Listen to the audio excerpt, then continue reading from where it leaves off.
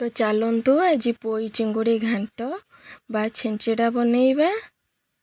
मुझे चिंगुड़ी के भल भाव धोई लुण हल्दी गोल थोई नहीं। एबे मसला सजारिबा। मुझे जीरा अल्प नहीं, सोरिष अल्प, अदा 5 खंड, रसुण अल्प, कटा होइतिबा पियाज याकू एबे बाटी नवा। एबे हमें चिंगुड़ी भाजिबा।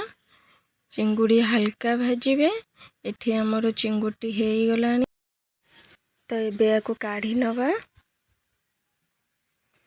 मुझे पोई कखारू सारू आलू याकू सब छोट छोट करी काटी नहीं। माछ मुंड नहीं, चिंगुड़ी, गोटे टमाटो, पोई पत्र, बटा होइतिबा मसला। एबे चलतु बनइबा। एबे हमें तेल पकई नवा। तेल आमर एठी गरम हो गलानी। मसला कषि नवा। एबे एथिरे हलदी गुंड पकईबा, लंका गुंड। मु जेहेतु बाटी नथिली लंका तो सेथिलागी लंका गुंड नहीं। स्वाद हिसाब रे लुण पकईबा। याकू एबे भल भाबे गोलई नवा। अदा नहीं कि अधिक समय कषिबा नहले पोई घांटटी आमर अदालिया बास्ना हबो। तो एबे टिके चिकेन मसला पकई दवा। आकू टिके गोलई नवा। एबे गोटा कटा होइतिबा टमाटर एथिरे पकई नवा। आकू किछि समय कषि दवा। मसलाटी आमर हो गलानी। भजा होइतिबा चिंगुड़ी रे एथिरे काढ़ी नवा। एबे तेल आमर गरम हो गलानी। आमे जो काटी के रखिथिले परिवा एथिरे पकई नवा। स्वाद हिसाब रे लुण पकईबा,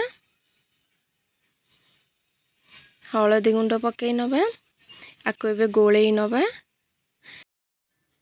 सीम करी याकू एबे सिझिबा पई छाड़ी दबा। 4 ରୁ 5 मिनिट एठी हो गलानी। एबे याकू गोलई नवा। देखि पारुथिबे परिवाटी एठी हमर अधा आधी सिझी गलानी। तो बाछी की रखिथिबा पोई पत्रटी एथिरे पकई नवा। याकू एबे गोलई नवा भल भाबे। ये जेमिति पत्रटी भी हमर सिझी जीवो। एबे आमे जो कषि की रखिथिले मसला आ भजा होइतिबा चिंगुड़ी एथिरे पकई नवा। आकू भल भाबे गोलई नवा।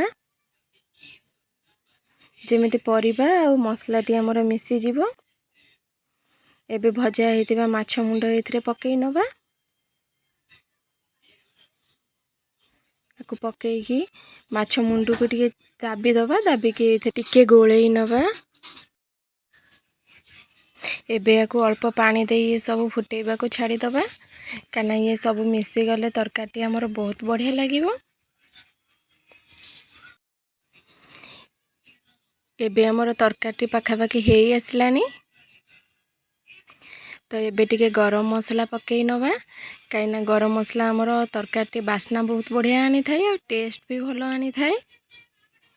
एबे हमर हो गला पोई चिंगुड़ी घांट बा छेंचेड़ा। जदि मो वीडियो आपण माननकु भल लागिथिबो ताहले लाइक शेयर सब्सक्राइब करने को जमा भी भूलिबेनी।